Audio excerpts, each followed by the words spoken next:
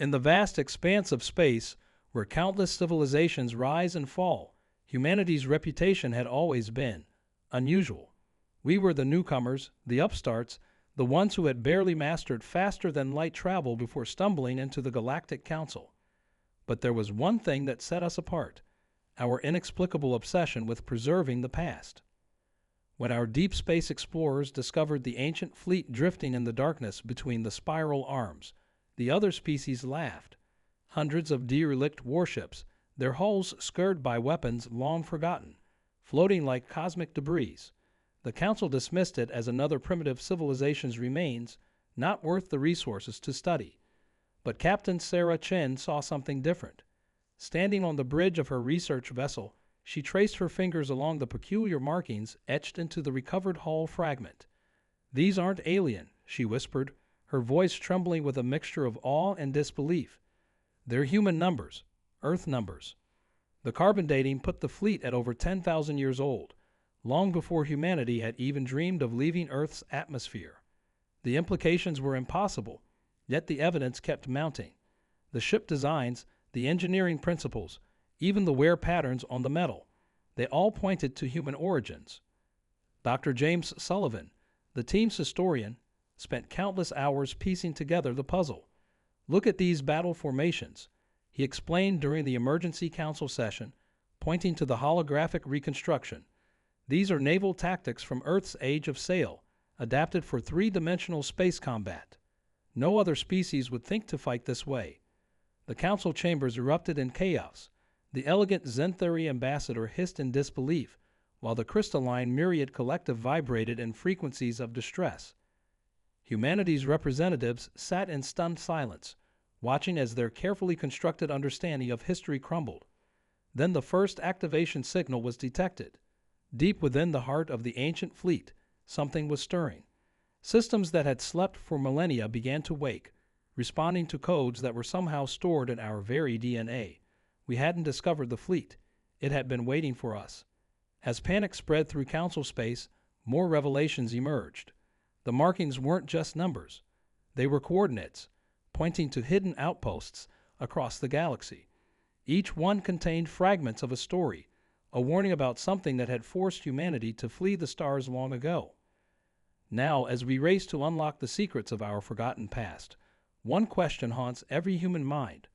What could have been so terrible that our ancestors chose to erase themselves from history? And more importantly, is it coming back? The recovered data streams are cryptic, but one message repeats with chilling clarity: when the deep stars brighten, they will return. The fleet is humanity's sword and shield, but only if we remember how to wield it. The other species don't laugh anymore. They watch with growing unease as we rebuild what was lost, piece by piece, because now they understand a fundamental truth about humanity. We didn't survive by accident. Something in our distant past made us into warriors, and that legacy is finally awakening. The real question is, are we ready for what comes next? Captain Chen's research vessel, the Horizon Seeker, drifted silently alongside one of the massive ancient warships.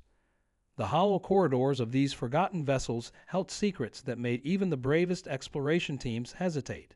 Every discovery raised more questions than answers.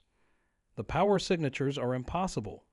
Lieutenant David Park reported, his eyes fixed on the scanning data. These ships aren't just preserved, they're evolving. The neural interfaces are adapting to modern human brain patterns. It's like they've been waiting for us, learning while they slept. The Council had ordered a quarantine of the entire sector, but it was too late. News of humanity's forgotten fleet had spread across the galaxy like wildfire. Private research vessels and treasure hunters were already slipping through the blockade, drawn by the promise of lost technology and ancient wisdom. But they weren't the only ones watching. Deep space sensors detected unusual movements in the void between galaxies. Something was stirring in the darkness, responding to the fleet's awakening. The timing couldn't be coincidental. "Look at this," Dr. Sullivan called out, his voice echoing through the ship's archive room. The walls were covered in holographic projections of recovered data streams. The fleet wasn't just built for war. It was designed to preserve something. The ship's memory cores contained fragments of Earth's history from before the Great Forgetting. but they're locked behind quantum encryption that only responds to specific human genetic markers. Sarah traced the familiar patterns etched into the walls of the ancient bridge. They looked like star charts, but the configurations were wrong. These stars hadn't been in these positions for thousands of years. Unless, they're not just coordinates, she breathed. They're timestamps. The fleet isn't just showing us where to go, it's showing us when. The implications made her head spin. Had humanity's ancestors mastered more than just space travel? The ship's eye suddenly flagged an anomaly in the background radiation. The deep stars were getting brighter, just as the warning had predicted. But the light wasn't coming from the stars themselves. Something was moving between them, bending space in ways that defied known physics. As Sarah watched the sensors light up, a message began repeating throughout the ancient fleet. It wasn't in any known human language, yet somehow every person who heard it understood.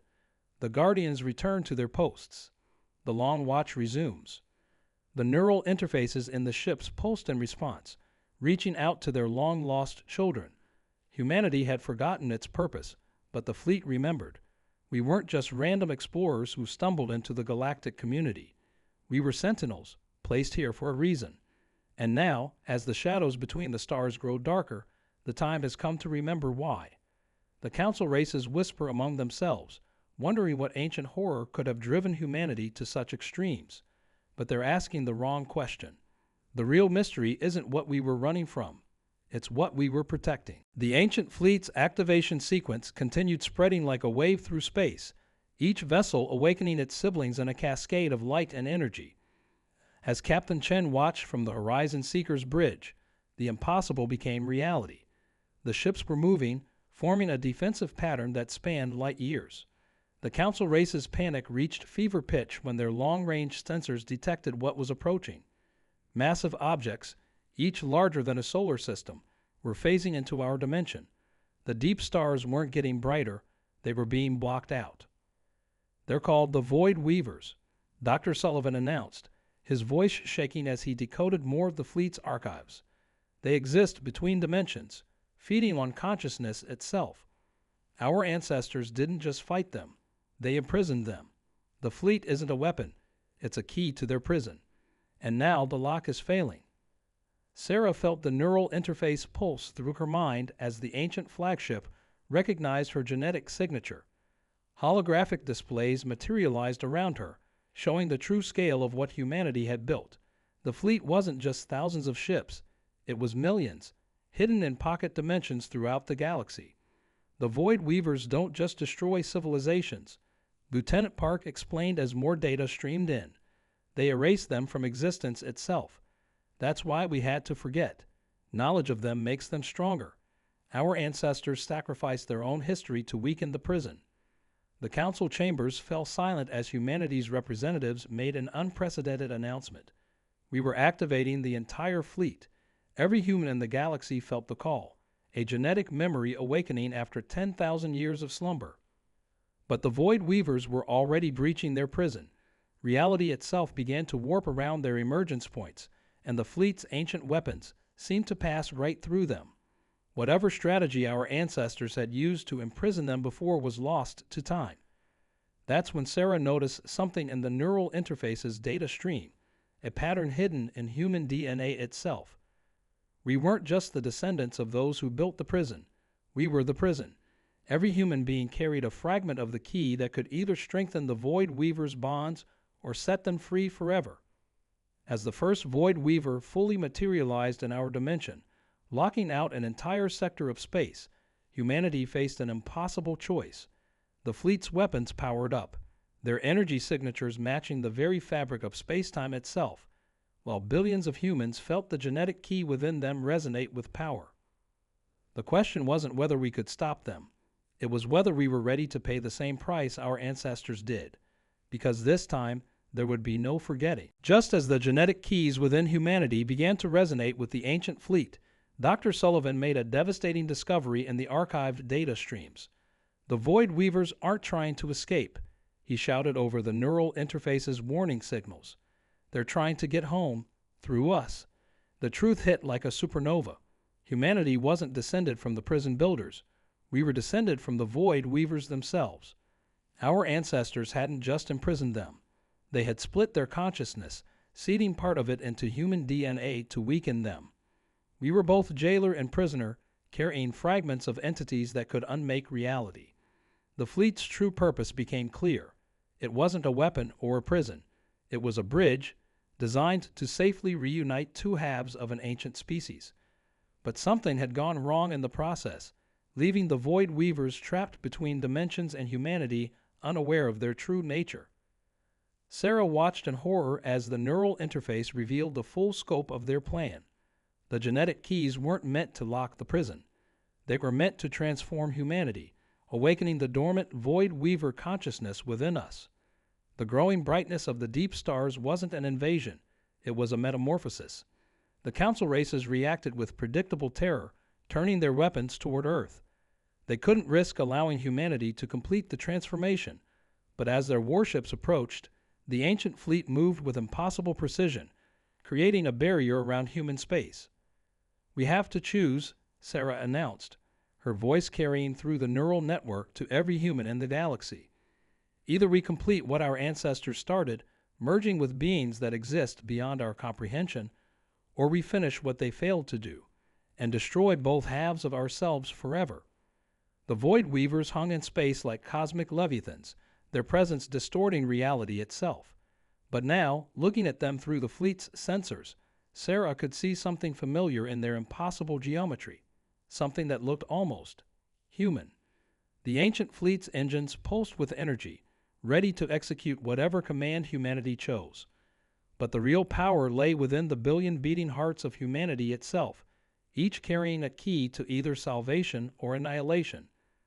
Time itself seemed to hold its breath as the decision point approached. The deep stars grew brighter, and in the back of every human mind, something ancient began to stir, something that had been sleeping there all along. Sarah felt the ancient consciousness stirring within her DNA, a melody that had been playing silently for millennia finally reaching its crescendo. Through the neural interface, she sensed every human in the galaxy experiencing the same awakening. But in that moment of connection, she understood something the Void Weavers had missed. "We're not the prison or the key," she broadcast through the fleet's network. "We're the solution they couldn't see." Humanity's consciousness began to ripple across space, not merging with the Void Weavers, but creating something entirely new. The ancient fleet responded to their collective will, its technology melding with humanity's awakened abilities. As the Void Weavers approached, reality itself began to bend, not breaking as they intended, but reshaping into a bridge between dimensions. The transformation swept through human space like a wave of light. We weren't becoming Void Weavers or remaining purely human. Instead, humanity's unique evolution had created a third option. We became the mediators between dimensions, able to exist in both states simultaneously. The Council watched in awe as the fleet merged with the transformed humans, creating a network of living ships that could navigate the space between spaces. The Void Weavers, recognizing this new form of existence, began to change as well. Our ancestors didn't fail, Dr. Sullivan realized, his consciousness now spanning multiple dimensions. They succeeded too well. They didn't just split the Void Weavers. They gave them the ability to evolve through us. The deep stars returned to their normal brightness as the crisis passed, but the galaxy would never be the same. Humanity had become something unprecedented, not guardians or prisoners, but bridges between realities. As the transformed fleet took its place among the stars, Sarah felt the weight of their new purpose. They were no longer trapped by the choices of their ancestors. They had transcended them. The laughter of their doubters had faded into reverent silence, replaced by the harmony of a universe that was suddenly much larger than anyone had imagined. In the end, the ancient fleet hadn't been waiting to continue an old war. It had been waiting to finally bring peace. A decade after humanity's transformation, the galaxy had changed in ways no one could have predicted. The ancient fleet, now integrated with its transformed crew, served as a bridge between dimensions, allowing controlled travel through the spaces between spaces. The Council races, after their initial fear, had begun to see humanity's new form not as a threat, but as an opportunity for exploration and understanding. Sarah, now existing simultaneously across multiple planes of reality, led the first diplomatic missions to the Void Weaver's dimension. Through her, both sides began to understand the grand design that had been set in motion thousands of years ago. The amnesia, the hidden fleet, the genetic keys, all were parts of a vast experiment in cosmic evolution. The recovered archives revealed the full story of our ancestors' vision. They hadn't feared the Void Weavers. They had seen the potential for something greater. By merging their consciousness with human DNA and waiting for evolution to take its course, they had created beings capable of bridging the gap between all forms of existence. Dr. Sullivan's research team, now spread across multiple dimensions, discovered evidence of similar experiments throughout the universe. Humanity wasn't the first species to attempt this transformation, but we were the first to succeed because we had done something unique. Instead of trying to control or contain the power of the Void Weavers, we had embraced it, allowed it to change us, and changed it in return. The ancient fleet, once a source of mockery, became a symbol of this new era. Its ships, powered by the combined understanding of multiple realities, pushed the boundaries of exploration further than any civilization had dreamed possible. The deep stars no longer held terror. They became beacons guiding us to new discoveries. Lieutenant Park, monitoring the dimensional boundaries, often reflected on how far they'd come. They laughed at our fleet, he would say to new recruits, but they didn't understand what laughter truly was until they saw it ripple across dimensions. As humanity spread throughout the galaxy, we carried with us not just the knowledge of our transformation, but the wisdom to use it wisely. The council races learned to trust us as mediators, bridges between the known and unknown. The Void Weavers, no longer trapped between states of existence, became partners in exploring the mysteries of the universe. And so, the fleet that once drifted forgotten between the spiral arms became a testament to humanity's greatest strength, not our technology or our warfare, but our ability to adapt, to change, and to find harmony in the most unlikely places. The laughter of doubters had faded into the music of the spheres, as humanity took its place among the stars not as conquerors or victims, but as guardians of understanding across all dimensions of existence.